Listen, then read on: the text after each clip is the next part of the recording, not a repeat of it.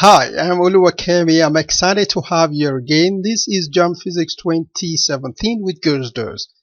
If the distance between two crests of a transverse wave of frequency 100 Hz is 20 centimeter, the velocity of the wave is, let's go by the equation,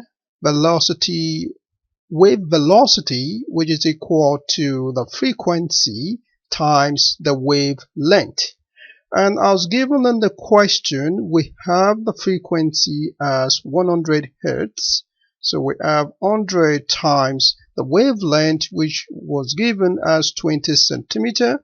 And to convert 20 centimeter, we need to convert the centimeter to meters, and that will give us 0.2. So now 100 times 0.2 will give us 20 meter per second. Okay, good. So the answer option C is the right answer. Thank you for watching. See you in the next video. Bye bye.